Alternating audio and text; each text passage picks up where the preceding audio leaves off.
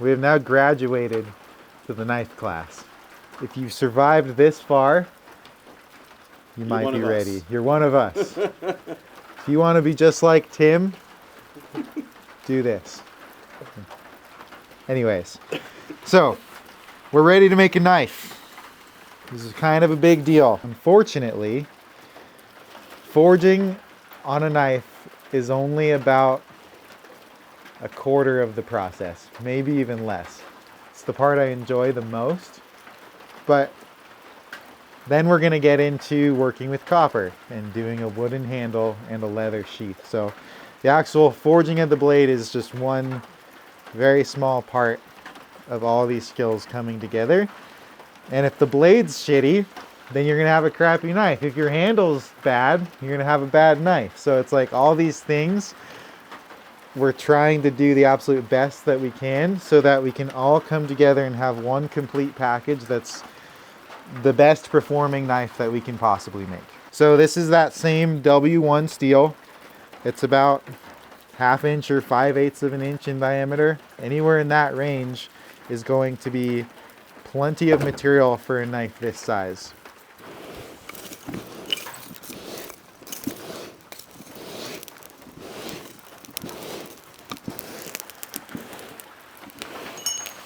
I'm gonna start forging a tang. So we're gonna just forge a square 4-sided taper first. And then we're gonna worry about turning it into more of a rectangular shape. So this is just like our punch and just like our vise.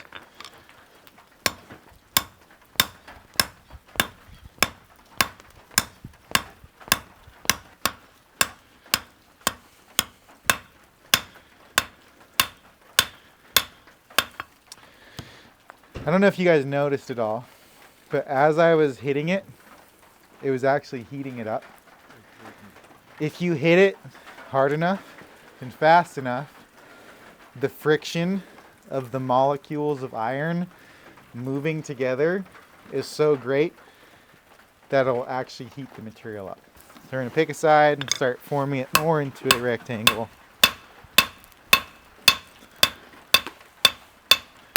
So on my next heating, I'm gonna heat up a little more back here because the end of my tang is fairly close to where it's gonna be at the end, and I need to do most of my work in here.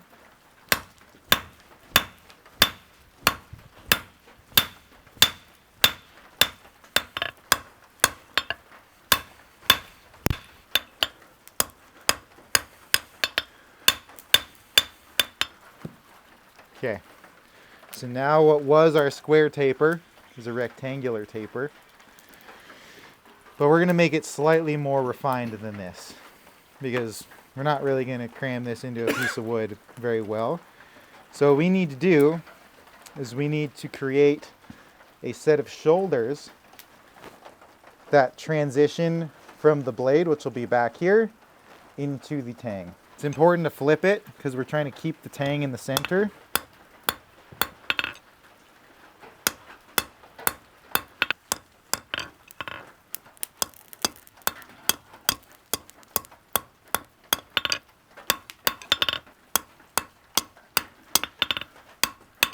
Okay, so we have 2 set downs, creating a set of shoulders for the tang of the knife. That is going to be a very clear distinction between where the tang and the blade meet. So for this next heating, now I'm going to start working it to where the widest and thickest point is right here, and it all tapers in all directions from that point forward. And then we'll have a finished tang.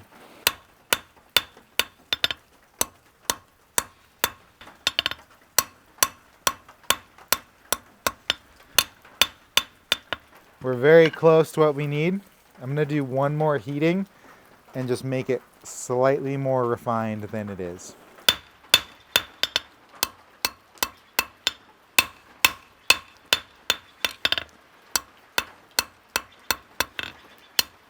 So I would say this is a good point to leave the tang. It's tapered in both directions. We have pretty clean shoulders delineating where the blade is going to start. Cool. You guys got this.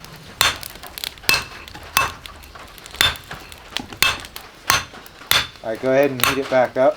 Ideally, these 3 fingers are just keeping the hammer from like flying out of your hand, but you're almost like kind of pinching it. And when you're coming down, that slight bit of movement, that like whipping action, gives you substantially more force when you're hammering it.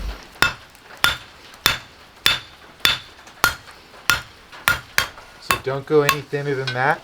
Heat up this section.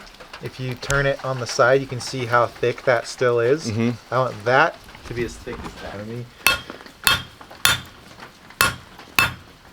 so really just work that one side and really thin that out. There you go. I want you to straighten out this tang, and then you can reheat it and keep working.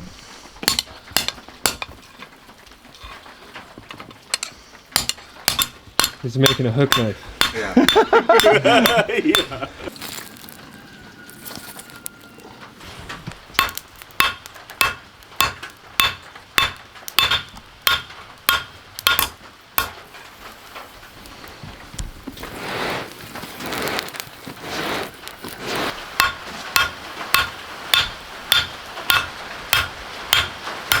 See how this is now thinner than this? Yeah.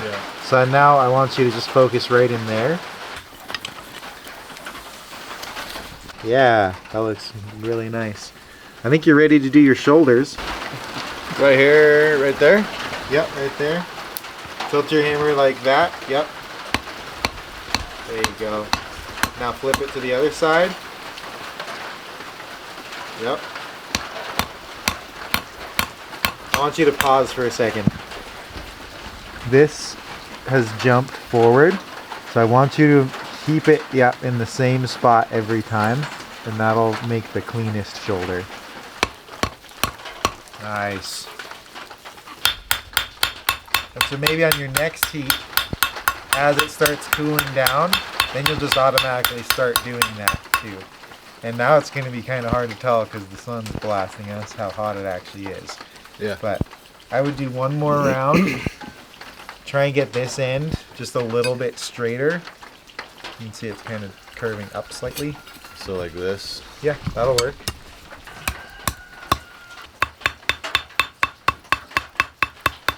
Looking pretty clean, man. That'll do. I would say that is a successfully forged tang. Tim's first tang. There you go. Nicely done.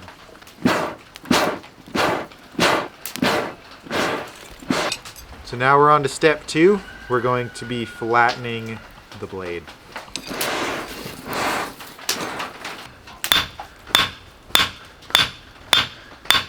It was getting a little wide. So even though you don't need to flatten it out very much, it would be a good idea to knock the width down a bit. Sides. Yep.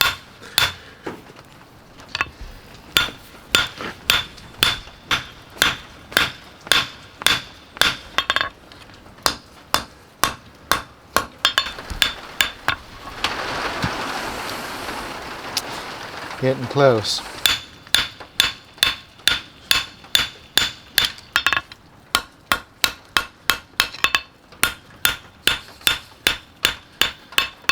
All right, that's looking pretty decent to me.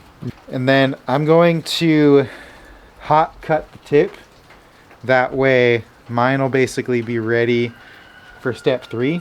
And then Tim will have you like work the width of your blade, make it a little more rectangular, and then you'll hot cut yours.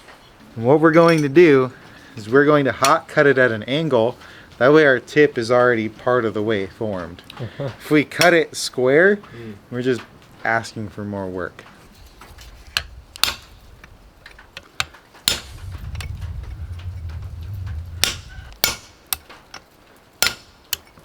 I have to go a little further.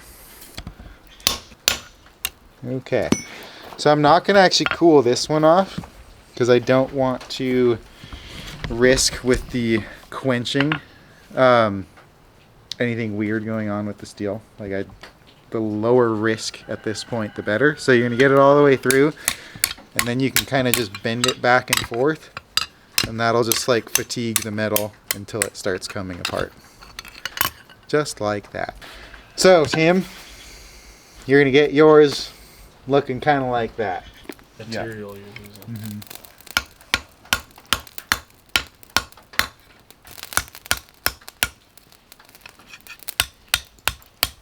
I've had students that it looks like their knife was drawn with a crayon by an autistic kid. And yours doesn't look like that. Nice. Oh yeah. Okay, so I want you to flatten out a little bit more. Take it Maybe further. like half of an inch more than you have right now. Nice, Tim. I think for this next heat, you're ready to start hot cutting it. Okay.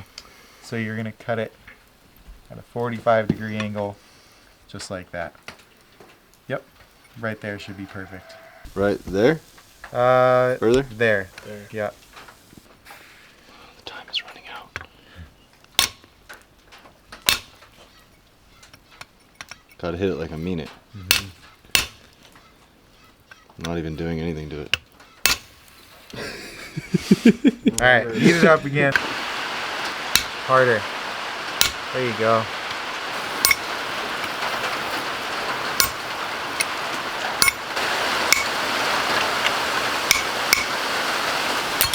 Nice work, Tim. Hell yeah. Look at that thing. That's your little baby knife, That's man. my baby knife.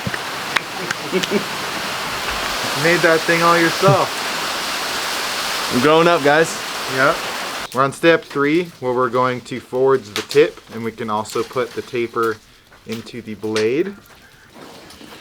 Here we go. So I'm kind of rotating the hammer to cause that curve. You can see that did pretty short work of that. Now we have almost a complete tip.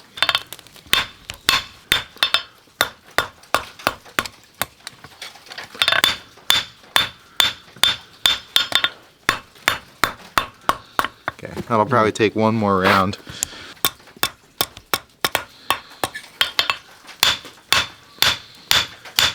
You can see that our tip is thinner than where it transitions into the tang.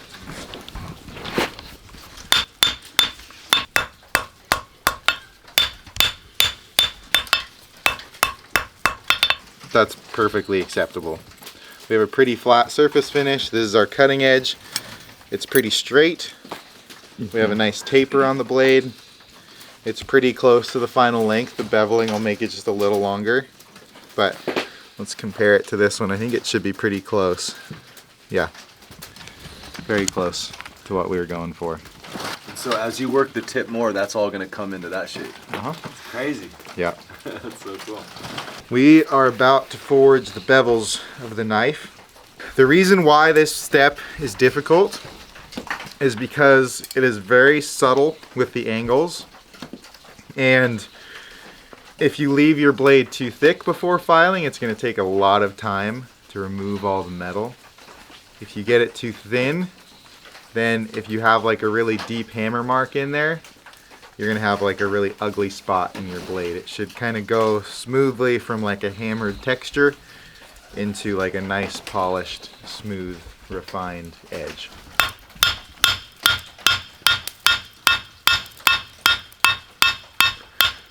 You can see now we have two angles.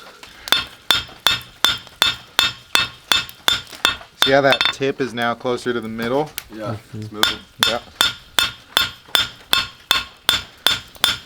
You can see that that cutting edge is getting way thinner than the spine. Yeah. That's what we want.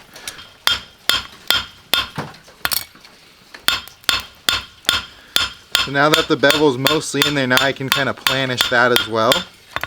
And then on my next heat, I'm going to do some planishing cycles, and I'm going to get the anvil and the hammer wet so I can start blowing off some of that scale that's forming on the blade.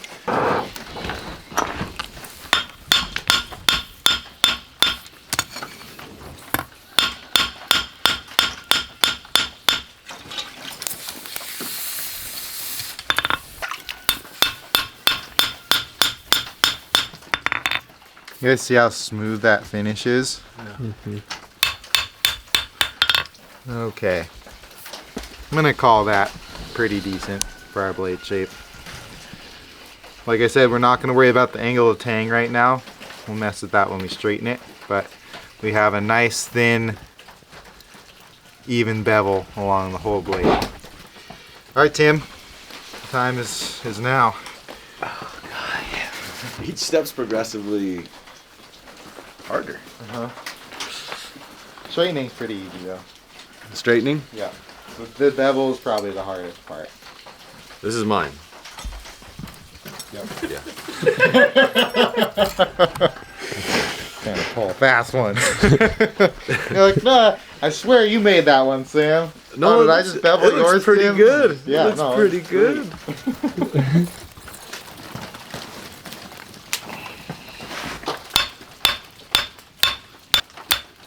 Don't worry about straightening it right now. Just keep with the heat you have thinning the edge. There you go.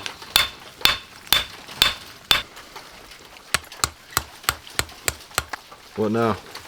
I'd say you should start forging the bevel on this side and then really hit this area hard. It's still really thick back there. Still almost the full thickness. Bevel.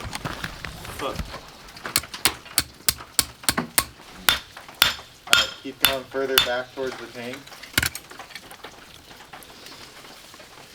You can even like grip it further back with the tongs so you don't have to worry about the tongs being in the way as well.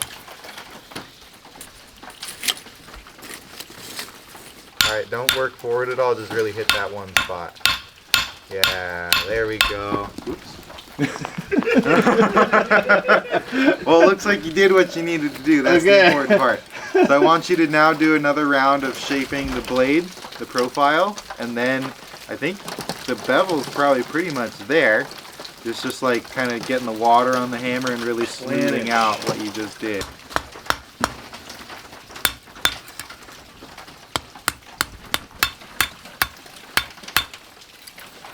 Nice.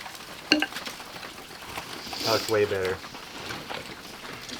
I think you could make this part of the blade slightly narrower because it kind of is like has a pretty strong curve to it.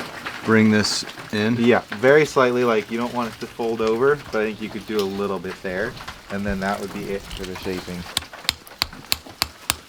Need it a little harder. Nice. Alright, now flatten it out. I think my definition of hard and light blows is probably different than most folks, but yeah, that looks great. So now you're going to do the water treatment. Heat it again? Yep. Smooth it all out, and then it's looking pretty decent, Tim. Alright, get more water on that hammer. There you go. I would just do one more round just like that. It's looking great. That felt nice. I think Tim did exceptionally well, especially for his first knife. It looks like he was able to really take the techniques and not just like attempt them, but do them enough to really understand them. And that shows up in the finished piece because his like tang is proportional and his bevel is thin enough along the whole piece. And that is not an easy thing to do on your first try at this. So, feeling very proud of Tim. That one's Tim's. That one's mine. We have our blades fully forged. They are now sitting in the forge, cooling down nice and slowly for probably 45 minutes or an hour. Ideally, this would be overnight. The slower it cools, the softer they're going to be. And this is actually step one in our heat treatment process, which we're going to get very in-depth with later. This process is called annealing. So it's just softening our material. It's going to make it substantially easier to file and work with. We can even like hammer it slightly straighter if we need to when it's soft. And it just makes everything nice and relaxed after getting hammered on. Okay, so our blades have been fully annealed. They're nice and soft. We're about ready to start filing on them. And if you had a grinder, you would do the exact same steps we're doing with the grinder, but we're doing it all hand files, all nice and slow, just to really, again, make this accessible. So the first step is we have our rough forged blade. anything from this point forward, we're just refining the shape and the cross section we've already forged in, which is why we forge this instead of just like filing it out of just the flat bars. We can use a small amount of metal and just squish it in different places to get really close, because as I'm sure everyone will experience after hand filing, it gets really slow and it sucks. So the less time we can spend filing and the better we can forge these, the happier you're gonna be. So me and Tim are gonna file our blades until there's none of these dark spots, just like that, and that it looks even more like a refined knife. Filing takes a long time. If we were to film all this, you'd be watching an hour of us just filing. So this is essentially your personal preference to make your knife look how you want it to look, and this also allows you to affect the final quality of the blade. If you don't take your time and you leave your spine all wavy, functionally that's fine, but it's not going to look as refined as what we're making. So we're going to take our time and do a really nice job at this step. This is the opposite of ASMR.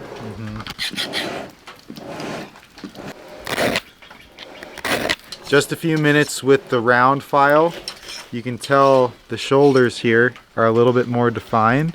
So when our piece of copper slides forward, it's going to have a little bit more meat to just rest on. And that's going to make it just overall easier to fit, and it's going to look cleaner. So super simple. We've also rounded over the spine with the file just at an angle. So when you're using it, it's comfortable to use. And then this is also a very helpful thing to do for having a higher chance of success in our heat treat. This will help prevent cracking. So we're gonna file in our edge bevels now. Trying to ride the line of we want this as thin as we can so we don't have to do a bunch of work after we heat treat it, because we're not gonna be able to file it. But we want it to be thick enough to where it's not just gonna bend and warp when we heat treat it. So there's kind of a fine line with how thick you actually want it.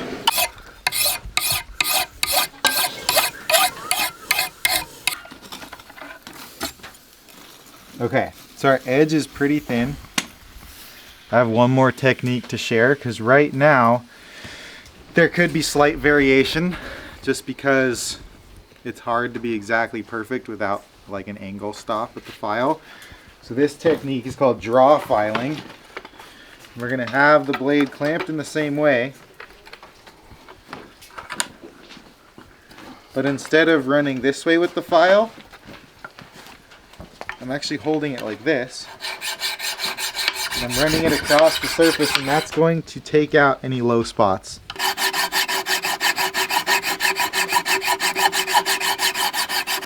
I'm gonna let you just inspect that so you can see what you're going for.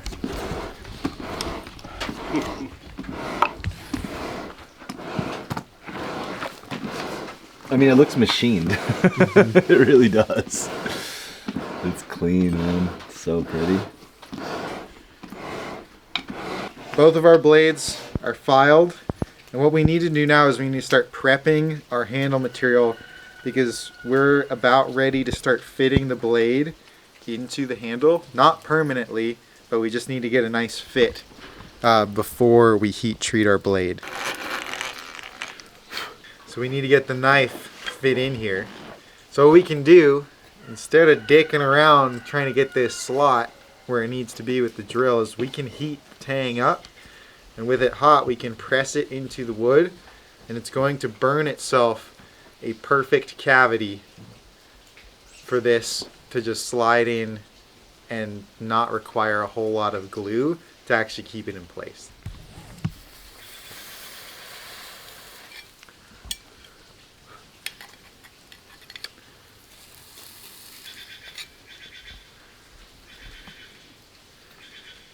Looking pretty good.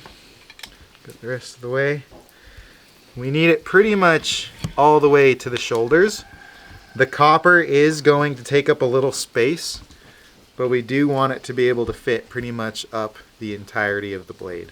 Okay, so we're now going to start fitting up and fabricating our copper guard. The opposite of steel is true for copper. If you heat this up and you cool it down very quickly in water, it'll actually soften the copper.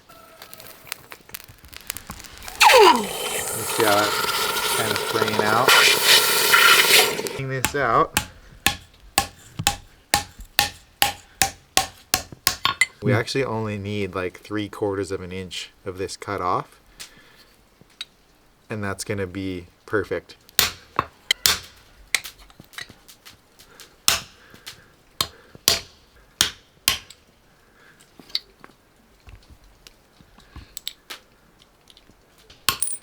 Okay, wonderful. So those are gonna be our 2 guards. So I'm gonna give that one to you, Tim.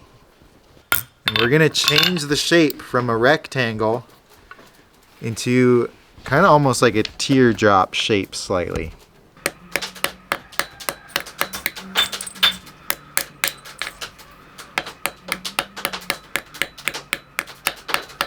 You can tell my piece is not a complete rectangle.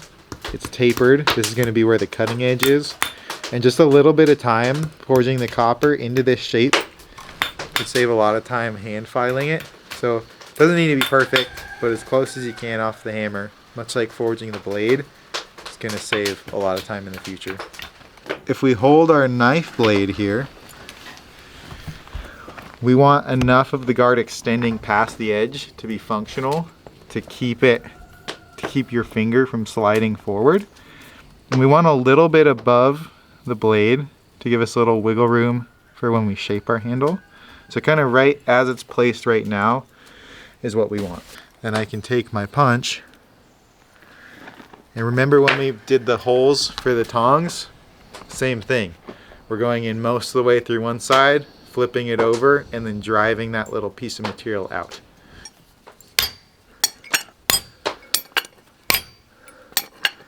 So you can tell we're probably most of the way through, and it's going to show you where it needs to go. So I'll flip it over. Do the same thing. If we have this over a piece of wood, the wood's gonna be soft and it'll allow us to punch out that bit of copper. You can tell we just have a little bit more. Just like that. Now we have a perfect slot, so I can flatten this out. And then what I can do is after Tim does his, I'm going to heat this up, soften it again. Actually, I'm going to heat it up with the blade clamped, and I'm going to drive this over the tang and create a perfect fit. So what I want to do is I want to shape the face of my block to where it fits naturally where the guard should be placed. So I have a little bit of a gap here, so I need to remove material from the bottom to where when this is fully seated forward, it kind of makes the guard sit where it needs to be.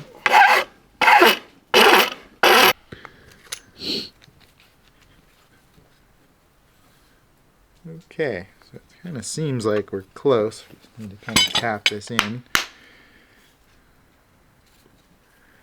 There we go. That's looking pretty decent. You see how that's kind of kicked forward a little bit? Mm-hmm. That looks great. Good job, Tim. Things getting closer to being done. So what we're going to do is we are waiting for darkness to do our heat treatment process. So while we're waiting, we're going to start carving our handles.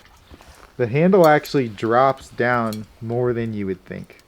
So that's kind of how it is flat, and you can see it starts dropping down about 1/3 of the way down the handle. And if I have this right here, you can tell that with the width of our block, the bottom of the palm swell is almost all the way to the bottom of the block.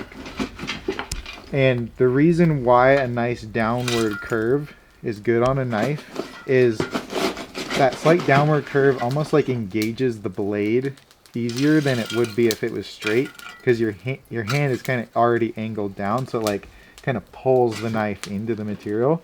And it's very subtle, and it also just to me is very aesthetically pleasing with the drop of the blade as well. So this handle is actually a representation. If you grab a piece of clay and you grab it, you'll get a very similar shape to this.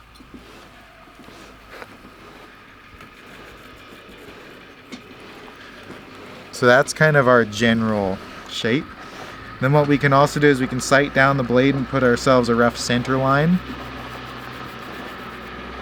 That way, when we get into doing these contours, we can kind of base everything off of a center line so this thing doesn't get too wiggly on us.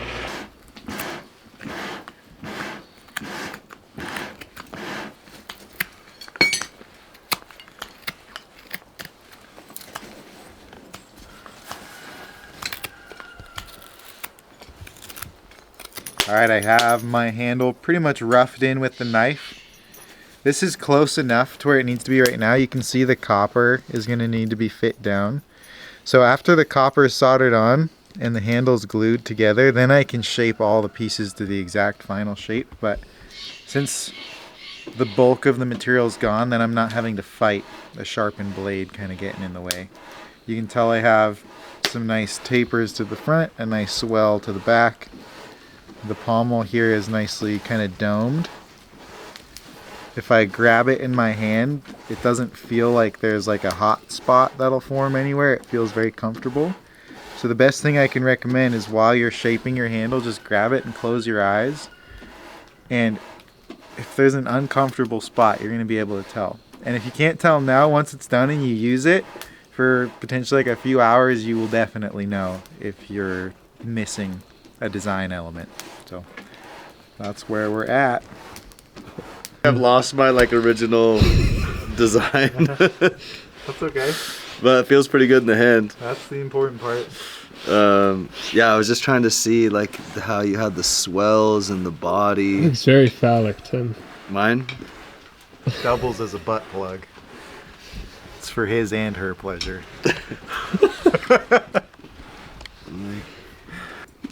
Feels pretty good. I don't quite like it though.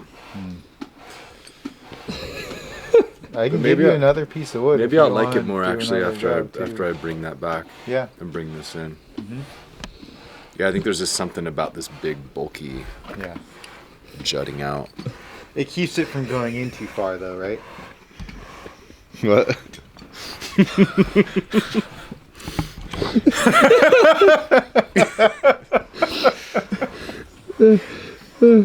Here, I have an idea. Let me grab this pencil. I think Look how many rasp cuts I have. I think if you did a little relief cut here, like if you brought this down and then put a little notch in the end. I was really tracking with you for a moment. I was like, okay, here we go. Here we go. That looks like a penis. There it is. You're like, babe, look, I made you a penis knife. It feels good in the hand though, hey? So it is time to heat treat our knife. And throughout history, this has been probably one of the most mystical parts of bladesmithing. It's what made your tool potentially better than everyone else's, especially before the science was really discovered on why this works. For example, there's myths as like you can only quench your knife like in the full moon or only facing like magnetic north, which scientifically are all bullshit. But if you had your process that worked for you regardless of scientifically whether it affected it, and that gave you consistent results that made your tools known, like a known quality, you are going to exceed at this craft. So what the heat treatment allows us to do is it allows us to change the properties of the metal to be better suited for its application, which is why steel is used for so many things in the world. There's the springs on vehicles, there's railroad tracks, it's holding up skyscrapers. This metal's everywhere. And we've gotten so good at making it that we can leave it outside and let it rust away, which there was a point in history where even just functionally, this amazing material was like far more valuable than gold ever was. If you remember, for our punches and chisels that we made, we did a process called normalizing, and that was heating it up to a temperature and letting it air cool. that does a couple things. Much like annealing, it reduces stresses in the material, and it just gives everything a big reset. And for some reason, normalizing a blade 3 times is the perfect balance for a knife. I don't know why 3 is the magic number, but it is. So we're going to heat our blades up before we quench them to this very specific temperature, and then we're going to let them air cool to where they're no longer glowing. And that is another way we can prevent this from cracking. But it also does something else, which is going to lead me into us getting real nerdy for a sec. Currently, our knife is softened, and what we need to do is we need to heat it up to a specific temperature, which is the same throughout normalizing. But this specific temperature actually physically changes the shape of the crystals. And the science behind why normalizing works is it changes those crystals, and then as it cools down, just cooling in the air, those crystals change back into soft steel. And it's that physical change that relieves the stress in the blade. But it also does something else. When we're forging material at high temperatures, those crystals are expanding. And having a large crystalline structure in your blade makes for a very brittle final product. And the reason why is because if you can imagine my fists are 2 crystals and they're this big, that gives this amount of surface area between each crystal to start ripping apart, and that's what causes a break. And if I have 2 crystals this size, that dramatically reduces the amount of surface area for failure to occur. So if our crystal size is smaller, which we fortunately have the ability to change, you're going to have a blade that is more resistant to damage because there are less failure points. So what else happens? So once it goes from soft, we're heating it up, the crystals change. When we go to quench it in water, those crystals change again, and that is what physically hardens those crystals and makes the blade hard and usable. So right now, this is in a ferrite stage. When we heat it up and those crystals change, it's called austenite. And austenite is very interesting because the steel will not harden, nor will it reset in the normalizing if you have not gotten it hot enough to change those crystals from ferrite into austenite. And that is why we need to get this blade to a very specific, very precise temperature that is low enough to where the crystals aren't expanding, but hot enough for ferrite to transform into austenite. So it's this balance point. So we're going to do our 3 normalizing cycles. And you might be wondering why we're doing this in the darkness. This is very intentional. And especially if you're just getting started, being able to know the exact temperature of the steel based off of the color is a really important and valuable skill to learn. And not only does it make the scene rather romantic to kind of do it at night, but it also is going to give us a consistent setting to see the right temperature in the steel. Once you get good enough at it, you can pull it off during the day, but it's a good practice to start doing this at night. So in the night, we are looking to achieve 1500 degrees Fahrenheit. And visually, that's going to be, if we have dull orange, orange, and bright orange, we're aiming right in the middle, kind of an orange color. And that's just going to take some experience to develop. So the process is very similar to the chisel. We're going to heat it up, that 1500 degree temperature. We're going to let air cool. But there's a couple tips here. The tip being our thinnest, narrowest spot is going to heat up the most, or it's going to heat up the quickest. So I'm actually going to have this in here where the tip is not really in the hot spot of the fire. And I'm going to keep shifting the blade around so that it heats up as evenly as possible. This is a very important part of the process that will make this knife a functional tool that can last a lifetime if we do it correctly. So this is where being really present with the process will not only make you feel connected to it, knowing that regardless of the science, human beings have been doing this exact process since this material was available, but also it's directly impacting the result of our final knife. We're almost there. You can tell the tip of my knife is a little hotter than back here. So now I'm going to start moving it back and forth and try and get that heat as even as I can get it. Okay. That looks like a very even temperature to me. So I think let's just take a moment and really watch and see what happens.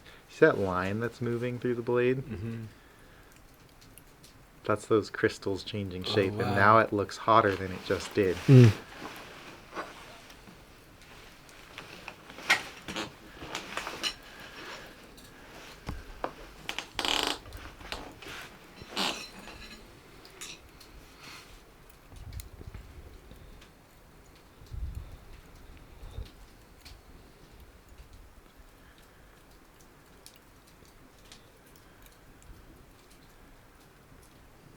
Okay, so it's no longer glowing. That's our first normalizing cycle.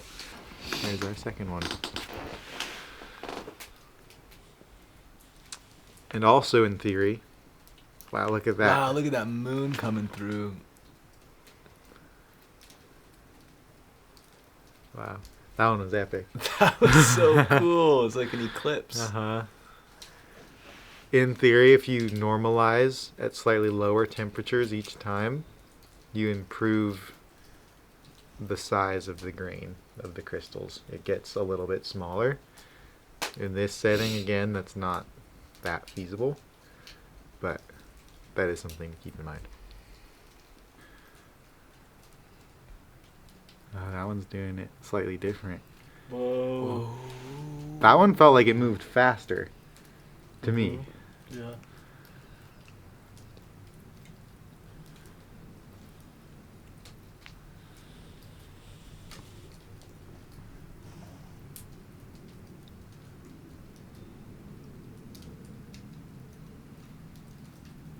This is some mythic shit right here.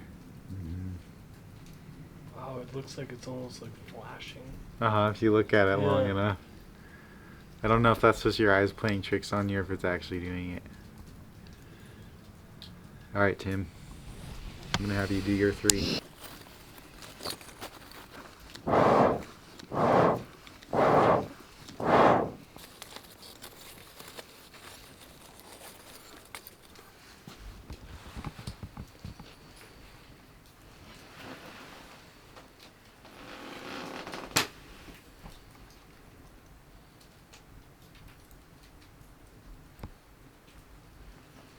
Whoa.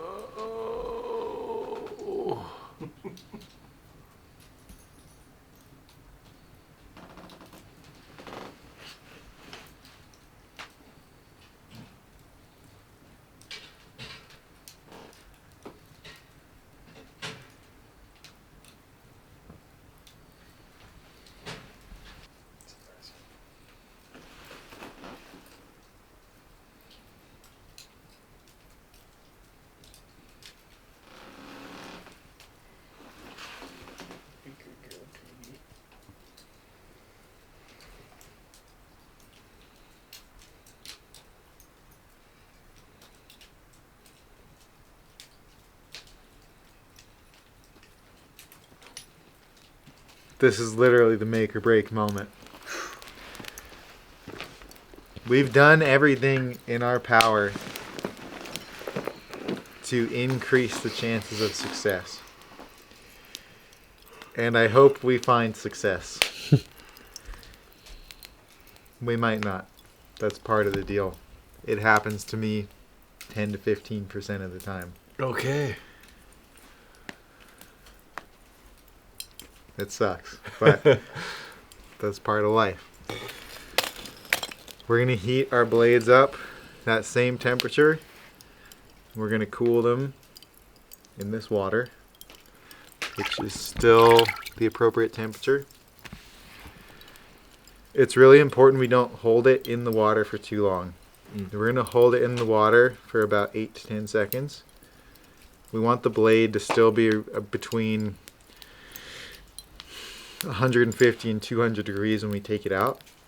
When we take it out, if you remember back to the chisel, we had to sand the surface. And then I'll probably have like a phone light or something over so we can see the color change on the blade. Yep. And we're looking for that golden brown hue along the entire length of the blade. And that's going to give us the appropriate hardness for this type of blade. If you over temper it, we're back to normalizing. And if we have to quench it again, then you're probably closer to a 20 to 30% chance of it cracking. So we're not going to mess this up. And it should also be known, you have 1 second to go from the fire into the water. If it cools down too much between the two, it won't harden. So this is a time-sensitive part of the process. If you feel in the tongs a little click, or if you hear a little, It's over. we're going to find Jacob and cry on his shoulder. So you can raise your right hand, Scout's honor style. You're going to repeat after me. I, Aye. your name. Tim. Jacob. You guys better be doing this too. So I, Aye. your name, Tim. Jacob. Sam, promise to Promise to not fuck around, not fuck not around. fuck around. nor will I Nor will I faff about, faff Faff about. which for those who don't know Which for Which those for who those don't who know don't know means fucking around. means fucking around. When quenching my knife, When Quenching my knife. because if I do, Because if I do, not only will I look like a complete amateur, Not only will I look like a complete amateur, Complete amateur. but my blade will probably not harden. but my blade will probably not harden. And I, And I, your name, Tim, Jacob. accept all responsibility accept all Accept all responsibility and liability and liability Liability. to how my blade turns out. to how my blade turns out. Amen. Hallelujah. Amen. Hallelujah. Amen. Hallelujah. Thank you. That vow is Praise God. unbreakable. Actually, I haven't been this nervous to quench a knife in a while. Alright guys, in about 10 seconds I'm going to go for it. In 3, 2, 1. 2, 3, 4, 5, 6, 7, 8. Okay. Huh, it's in one piece.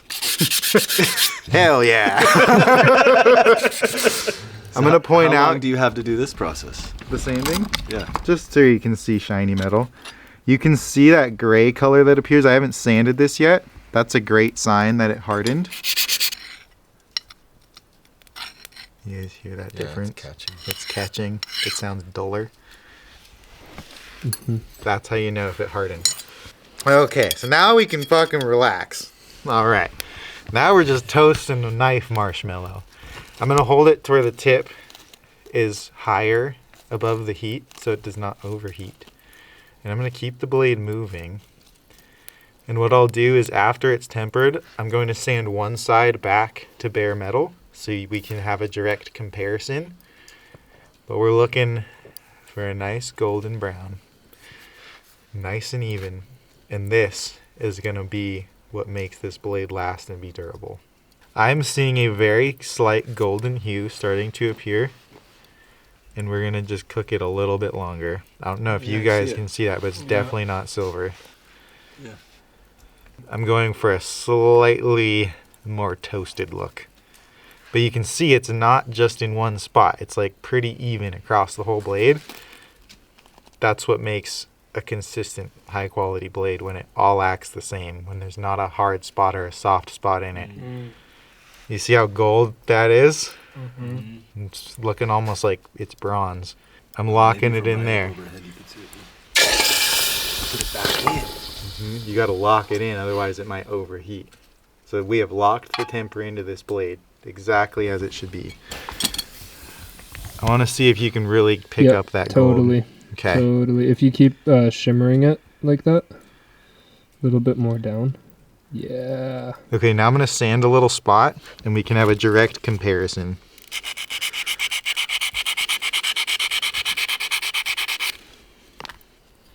Oh, wow. Silver, Put a gold. little bit more down. Perfect. Awesome. Well done. Thank you. Now's the time. This is your big moment. You've trained your entire life for this moment, Tim. Making a knife. Now it's a knife. Before it was just a kind of sharp bit of soft steel. Now it can be a knife. Tim is about to quench his knife. He's heating it up. And we're going to see if it holds up. This is the make or break moment. I personally believe Tim is going to be successful. This is your moment with Okay. it. Oh yeah.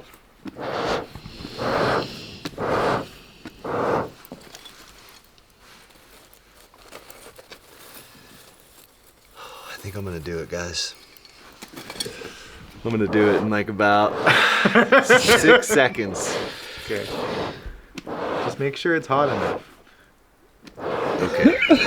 Not gonna do it in 6 seconds. Gonna give it a little longer.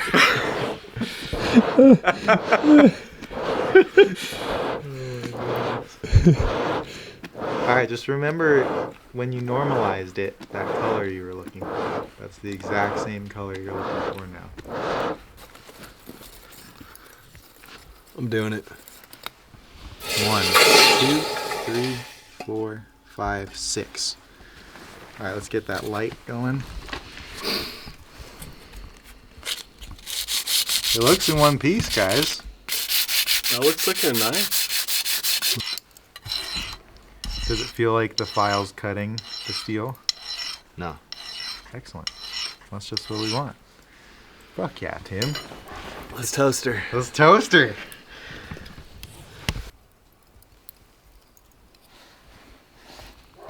Kind of like have this as a comparison. Not quite there yet. It's hot. That looks better. I think we're there.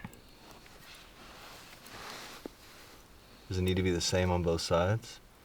It's gonna be the same on both sides. It's Just so maybe- thin. You're there. Yep.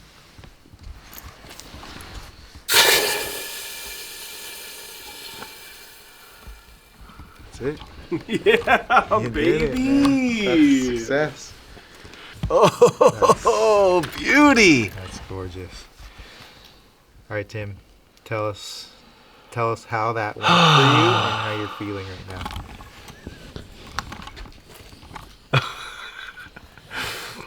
That was the coolest shit ever. Wow, I actually feel pretty transformed. That was a wild ride of uncertainty and so much work and so much attentive care put into it, and wow. I don't know, I feel pretty floored actually. That was not what I was expecting to go through making a knife. I think that's what the main thing is. I did not expect to go through that.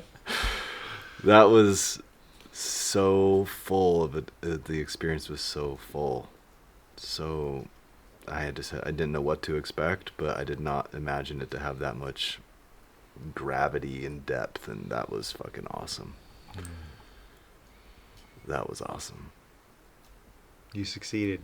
Dude, thanks for pushing me in those ways. Your blade wants to be a knife. Some of them don't want to be a knife, but what, like, if you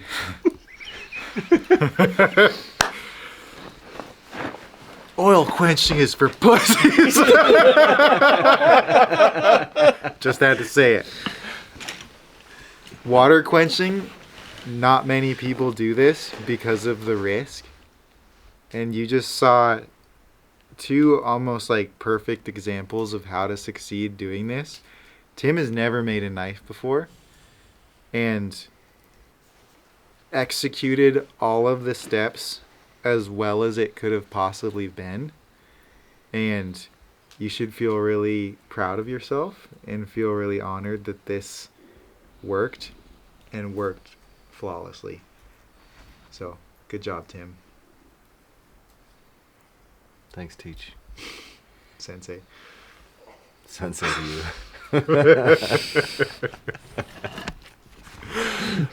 Let's make another. Let's do it again.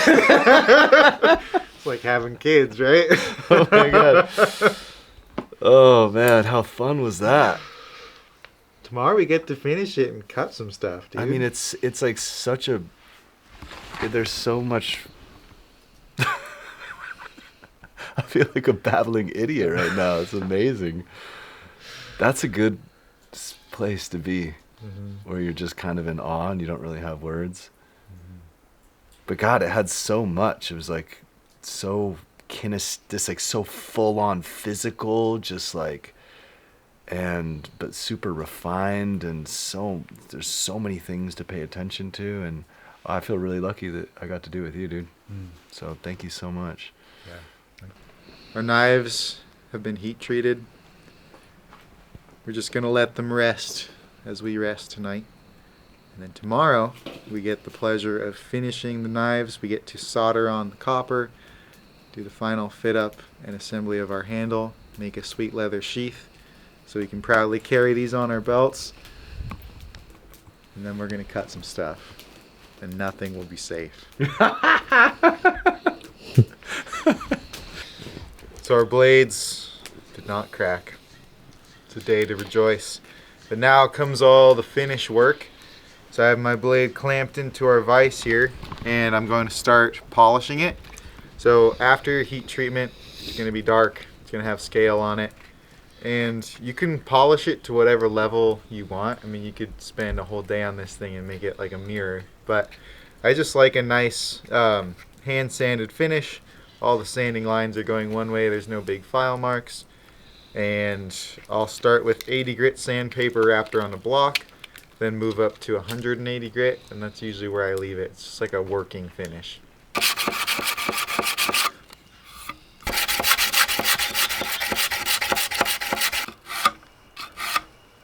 Alright, Tim, we are going to sharpen our knives now. And with these 3 tools, you can sharpen anything in the world. We have 2 water stones, and this is called a leather strop. The fastest, most efficient way I have found to do this is when I have found my angle, I'm going to pinch the knife, and I'm going to do a back and forth grinding motion, just like this, and that is going to start removing material and create our secondary edge. You see that change in angle right here? So I'm going to work it, because this has never been sharpened before, on both sides evenly, because we want the edge to be in the center until I feel a burr forming. And that burr is going to feel, if you run your finger this way along the edge and then you compare it to the other side, the side that was on the stone is going to feel smooth, and the side on top, your finger is going to start catching on this slightly rough edge. Once you've established the burr completely on one side, you're going to, it's basically at this point, you're just switching the burr side to side. And once the burr has been established completely on one side, you're going to flip it over on the stone and get the burr on the other side. And once you've gotten the edge established on both sides with the same grit, that is the time you move to a finer stone. So this one is now ready to move to the finer side of this stone, and it's the exact same process. We're going till we feel the burr. Once the burr has been established on one side, we'll flip it over, do the same thing.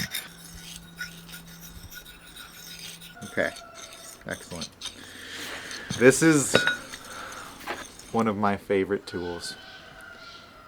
And this is the only time the direction in which you go is important, because you don't want to cut your strop in half. So you're going to be at the same angle, but you're going to be pulling away from the edge. That way you're not cutting into the strop. And what this is doing is that burr we have, my fingers represent that little bit of metal that's curling up on the edge, is it's kind of moving that burr back and forth and kind of polishing it off to where after we strop it, there will be no burr. If you strop your knife frequently enough, you will never ever have to touch it to a sharpening stone. If your knife is getting a little dull and you just strop it, that has the very high likelihood of bringing it back to an appropriate level of sharpness. And that's the best thing you can do, apart from keeping your knife from rusting, to maintain your knife. Okay, I'm going to show you how I like to test for sharpness. And we're going to go from least sketchy to most sketchy. One is if you rest the blade on your fingernail and it catches, that usually means it's pretty sharp. A dull knife will just slide completely off. Another way, and this does take some time to get the feel for it, but if you run your finger along the edge this way, the scarier it feels, the sharper it is. That just takes feeling a lot of knives to get to that point. You can also, if you're feeling especially hairy, you can find a spot, and if the knife shaves your hair, That it does. that's pretty goddamn sharp. That does take a little finesse with the technique, and maybe do so at your own risk. But if it's sharp enough to shave hair, it's sharp enough. You don't need it any sharper than that. Okay, so we're gonna solder on the copper to the blade, and you don't want to use a ton of solder. The more that you use, the more you'll have to maybe clean up later. Oh yeah. There we go. Doesn't that look fucking clean? Okay, so now we got our brush. We'll take it out. Let's make sure we have a nice clean solder joint. That looks nice and clean. I'm gonna cool off the whole thing.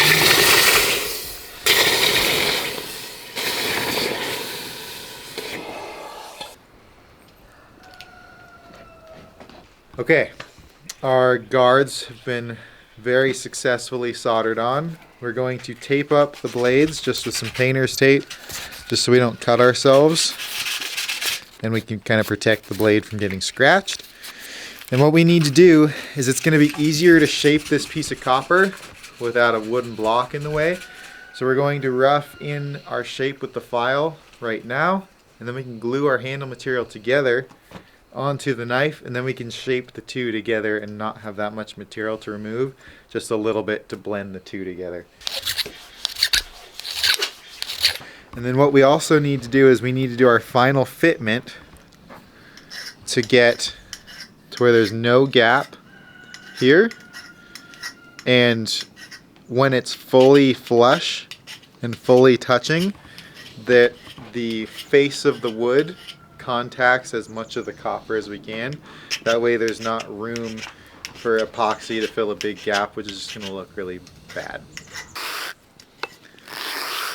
I'm seeing a pretty even gap around it, so I think once I get the tang just a little bit hotter, I can just press it in the rest of the way and it should be a pretty sweet fit. So I barely heated up the end of my tang, probably to 1,000 degrees, and then I just pressed the two pieces together the rest of the way, and that gives me a pretty seamless fit. And then I'm going to mix up my epoxy. This is 5-minute epoxy from any hardware store. If your fit is tight, you really don't need much. And because we only started with like a 1/4-inch hole before drilling this, it needs so little glue because it's almost a perfect fit as is. But the most important part to get glue is actually the face here, so there's no water that can get in between the joint. I'd definitely make sure to hit that. And then if you have a little extra, might as well just kind of smear it around, so you can always wipe it off. So put the two parts together. There's a little bit that should squeeze out, That's good. That means we have enough. We'll let it sit like this for 30 minutes. That's it. Other than sanding our handle and making it pretty, we could have a functional knife right now. We're just going to make it a little bit more refined. Where my wood and copper meet is not perfect because I shaped them separately. So this is my opportunity to blend these two materials together. And then since I knife carved my handle, this is now the opportunity to start smoothing everything out. And I usually sand my handles up to about 400 grit and then put whatever finish I want on them, and that really brings out the grain and the beauty in the wood. And we're going to be doing ours with two different finishes. I'm going to leave mine natural, and then Tim's we are going to flame, what's the word I'm looking Flame for? broil. Flame broil, yes. We're going to char it. Char it. It's going to look sexy.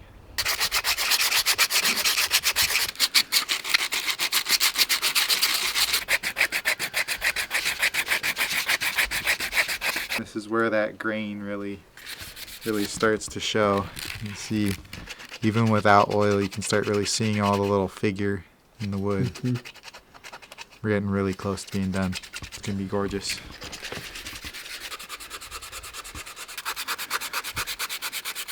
Got my handle all sanded up, and it's time to oil it. I've got some linseed oil. And this is probably my favorite part because it really shows how beautiful the wood is.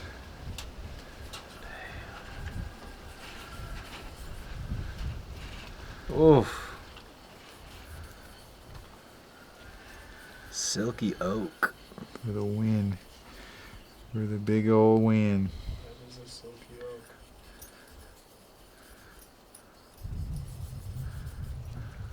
It's a nice knife. Thank you.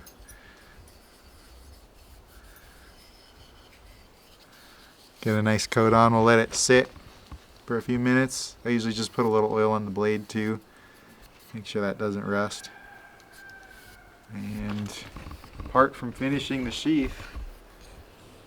Yep. See how fast that goes? Nice. Is that too much right there? No, that's great.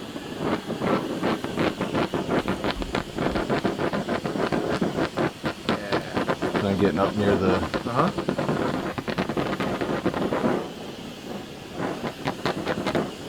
Nice.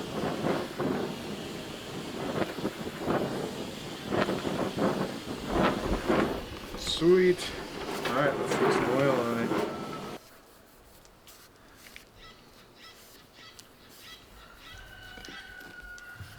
It's fucking hot. Yep.